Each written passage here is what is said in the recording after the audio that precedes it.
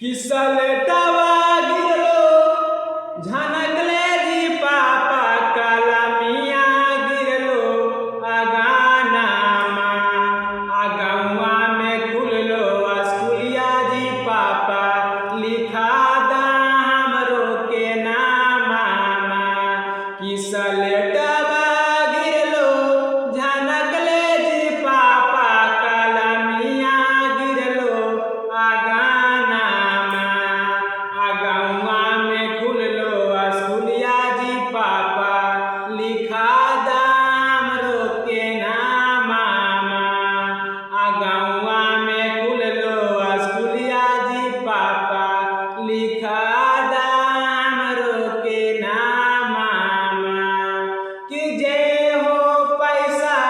बचा दा जी पापा पढ़ावाया अपन लाला नामा कि जे हो पैसा बचा दा जी पापा पढ़ावाया अपन लाला नामा अतरिया पिएला छोड़ दा जी पापा जाके भाटी खानामा अतरिया पिएला छोड़ दा जी पापा जाके भाटी खानामा कि खैनिया खैला छोड़ दा जी पापा जाके किराना दुकानिया कि खैनिया खैला छोड़ दा जी पापा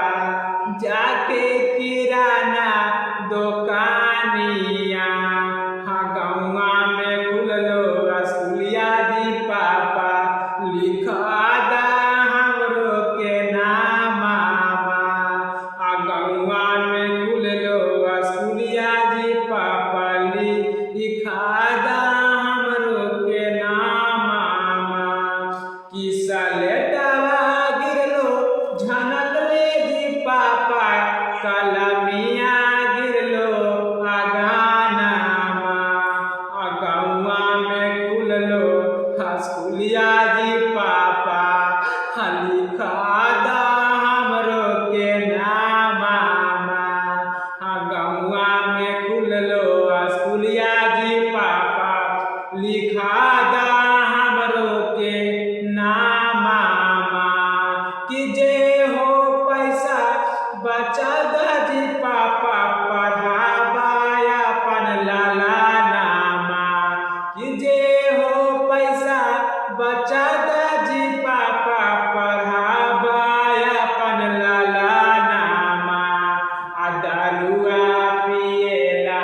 छोड़ दा जी पापा जाके भाटी खानामा दारुआ पिएला छोड़ दा जी पापा जाके भाटी खानामा खैनिया खैला छोड़ दा जी पापा जाके किराना दुकानिया कि खैनिया खैला छोड़ दा जी पापा जाके किराना दुकानिया। हेलो दोस्तों, सबके प्रणाम कर रहे हैं गोड़ छू के। यह वीडियो कैसा लगा दोस्तों? मैं दारू पीने